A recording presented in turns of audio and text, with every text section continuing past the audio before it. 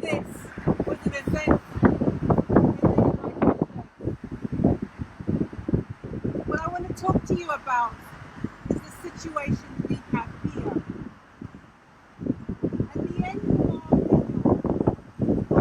time, someone questioned me in the use of our call.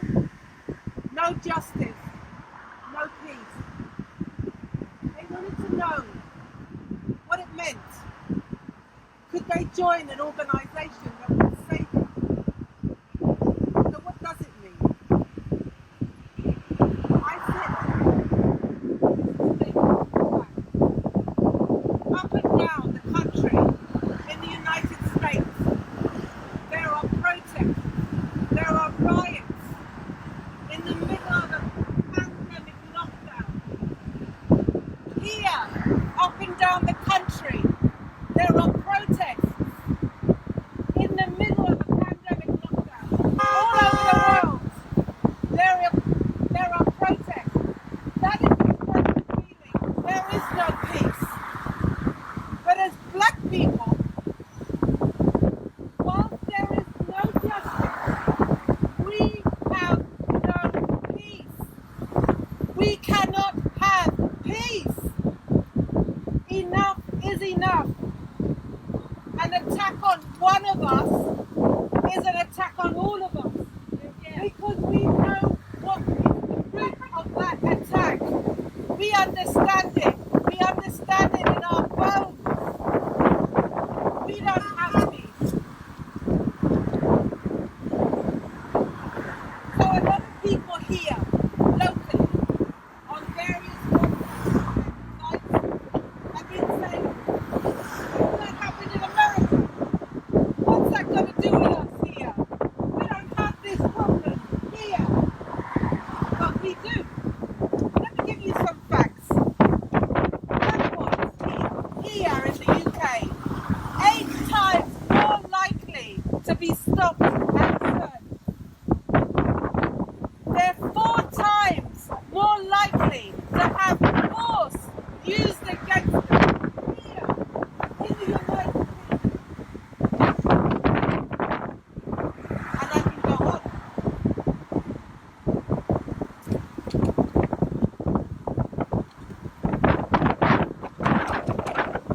20% more likely, 26% more likely to be remanded in custody, and they're given harsher sentences than their white counterparts.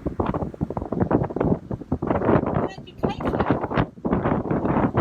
black children have the high exclusion rate. The only group higher are drug. They're 3 times more likely to be permanently excluded as white people. And we know what that trajectory is from exclusion to the judicial system. As for our health, we're 4 times more likely to be detained under the Mental Health Act. We're 5 times more likely to die in pregnancy and childbirth.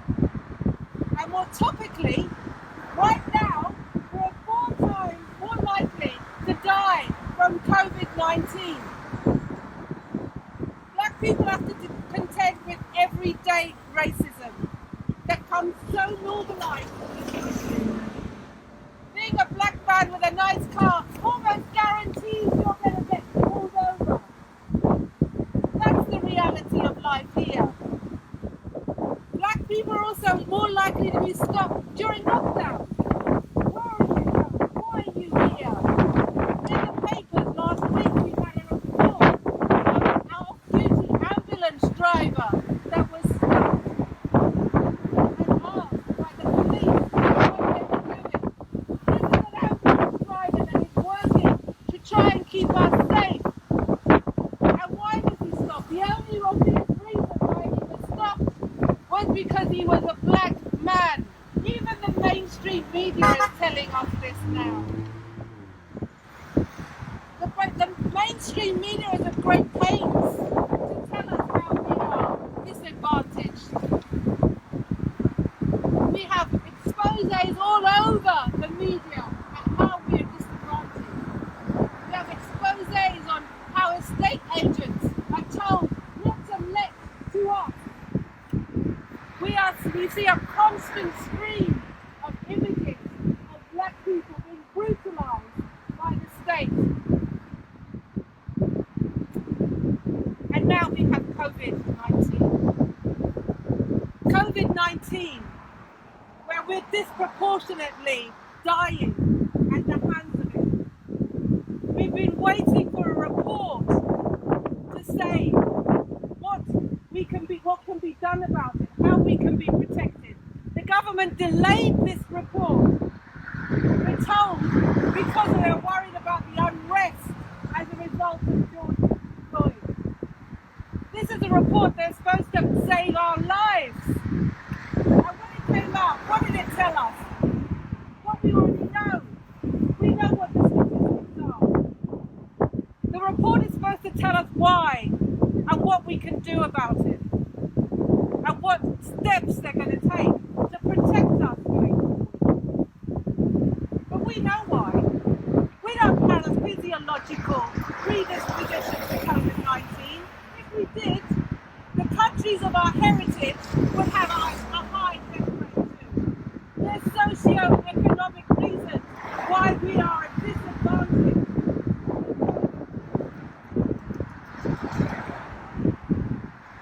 There are reasons that weaken us as a result.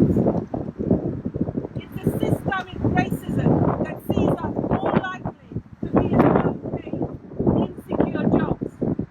It's the systemic racism that sees us more likely to be working as care workers or in hospitals, in the front line of COVID-19.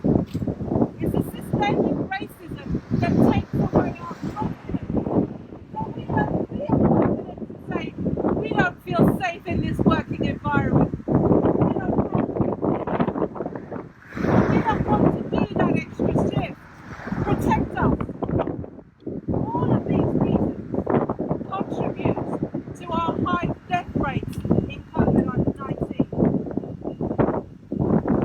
So how do we have peace when we are disadvantaged when it comes to education, when we're disadvantaged when it comes to health, when we're disadvantaged when it comes to housing, and we're disadvantaged when it comes to justice?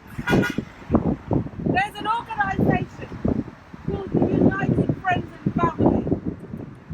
Their campaign, you're holding some of the posters of that campaign. This is a campaign of people that have been affected by black people who've died in police custody, in the prison, or in psychiatric custody. It was established in 1997 and with families of people who've died as far back as 1992. That's 28 years of fighting for justice and people not listening and people not acting. And what are their demands? I'll read you their demands. Prison deaths to be subject to a system of properly funded investigation that is completely independent of the prison service. Officers involved in custody deaths to be suspended until investigations are completed. Prosecutions should automatically follow unlawful killing verdicts. Police forces be made accountable to the communities they serve. Legal aid and full disclosure of information is available to the relatives of victims. And finally, officers responsible for deaths should face criminal charges, even if they're retired. Nothing radical. I urge you to support them. If you haven't got their details, come to me or Holly and we'll give you them the details. They need support. It's too long they've been fighting without support. So if you have peace, you're either not affected by this or you have amnesia. I don't get the latter. You can't be in this state that I'm in all the time. It's a recipe for insanity. But right now, we need to be awake. Sign up to stand up to racism. You get the details. Sign up to the United Friends and Family campaign. Find out why black people are disadvantaged in this country. Find out why we do not have peace. Because until we have justice, we will not have peace. So you need to stand with us. Systemic racism that puts us at a disadvantage. Because without justice, there's no peace. No justice,